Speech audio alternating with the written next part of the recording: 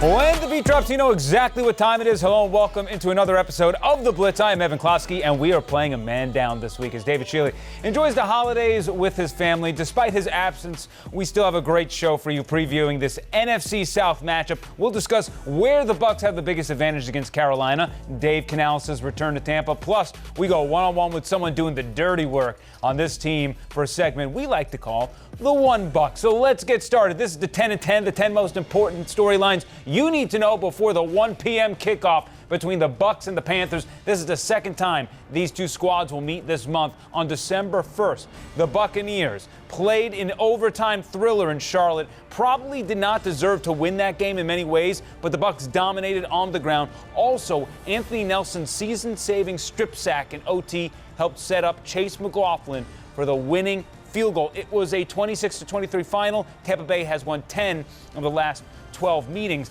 And I know the Panthers are a 4-11 squad, but they certainly haven't been playing like it the last 7 weeks. The team is coming off a 36-30 OT win against Arizona. They're 3-4 during the stretch, with all but one game played within a touchdown. Baker Mayfield calls Panthers head coach Dave Canales an optimist bully, and for the first time since leaving town in the offseason, the Bucs' former offensive coordinator makes his return to Raymond James Stadium. So at number 9, welcome back to town, Dave Canales. He's a bit of a QB whisperer, helped Geno Smith in Seattle, helped Baker Mayfield with the Bucs, and now he's helping Bryce Young with the Panthers. Canales isn't the only coach making a return to Ray J.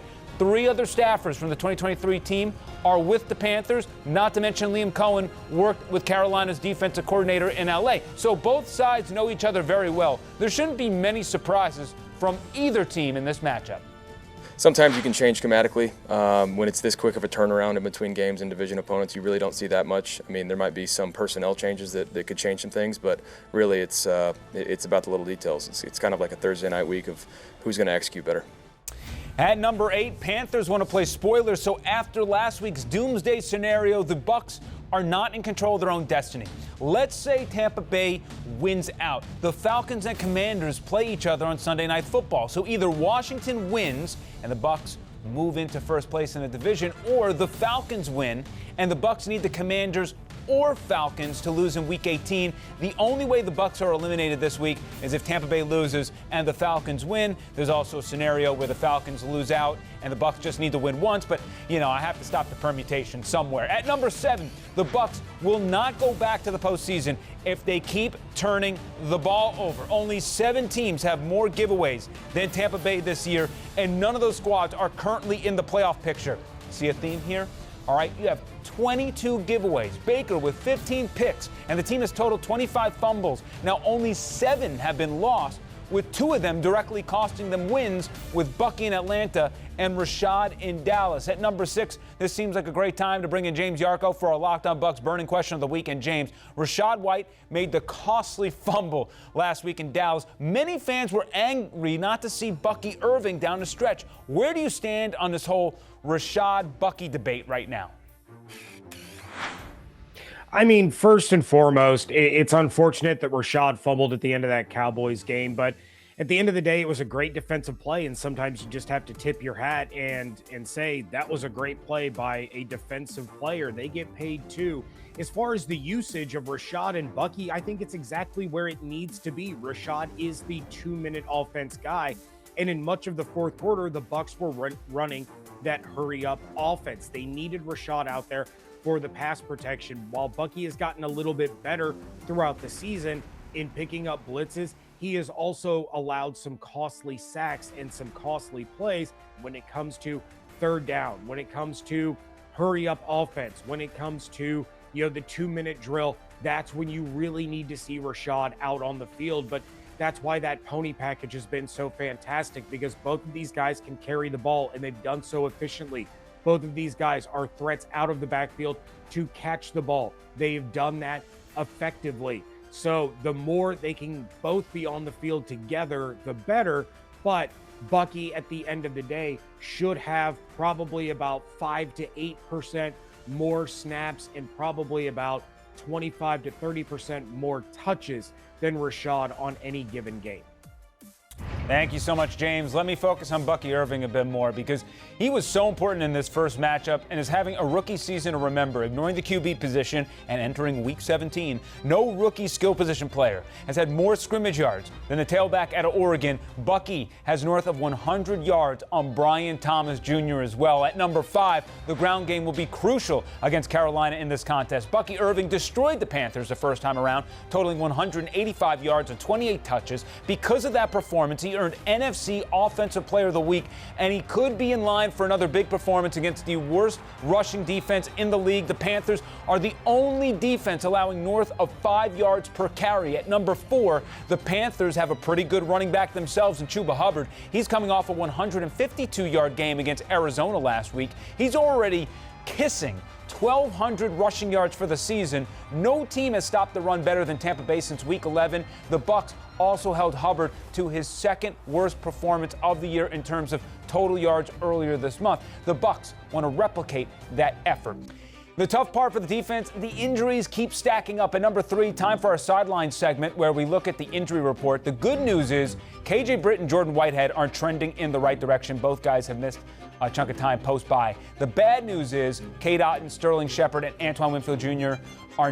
They will not be playing in this game, so that's an issue moving forward. We'll see when they can come back. Not to mention Christian Izien isn't on the injury report because he was placed on the injured reserve. Izien hurt his pec near the end of that Dallas loss and is now likely out for the season. It's why we're seeing Shaquille Barrett come back to the team. Who knows when he gets thrown back into the mix, but man, they're just trying to get their butts into the playoffs by any means possible, and hopefully everybody comes back together. The Bucs have also taken a handful of blows at the wide receiver position. At number 2, someone who has stepped up throughout the season is Ryan Miller, originally a practice squad guy who earned his first bit of NFL playing time earlier this season. Miller caught his second touchdown of the year in Dallas, and while he only has 10 catches for 102 yards, his blocking is a huge asset for this offense. Entering the year, Miller was probably the 9th receiver on the depth chart, but it goes to show you how important it is to prepare like an everyday player because you never know when your opportunity is going to come. I went one-on-one with Ryan Miller in a segment we like to call the One Buc.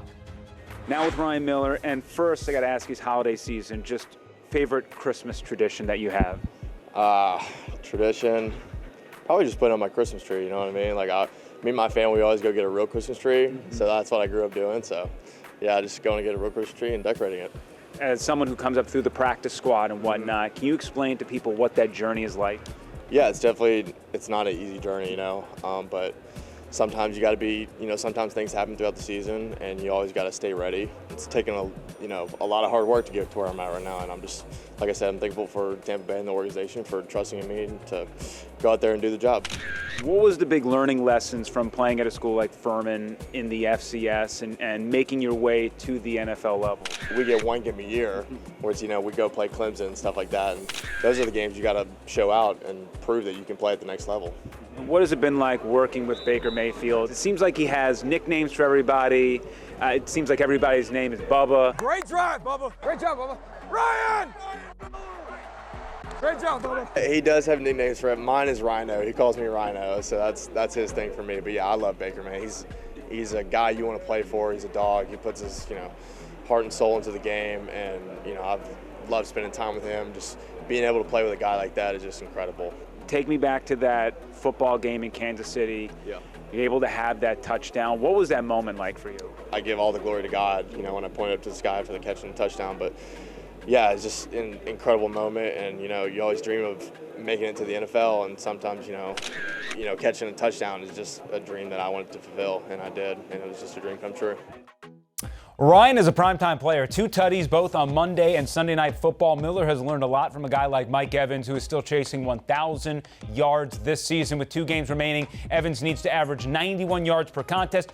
It's not out of the question he gets it all in this game. It would be the 5th time in his career he's gone north of 181. Finally, at number 1, let's talk about Mike's former teammate, Deshaun Jackson. He will reportedly become the new head coach at Delaware State. Jackson played 2 seasons in Tampa Bay, totaling north of 1,400 yards and 8 touchdowns. He'll join his former quarterback, Mike Vick, in the MEAC, as Vick recently accepted a job at Norfolk State. All right, time for the all-out blitz, and as we start with our parlays of the week.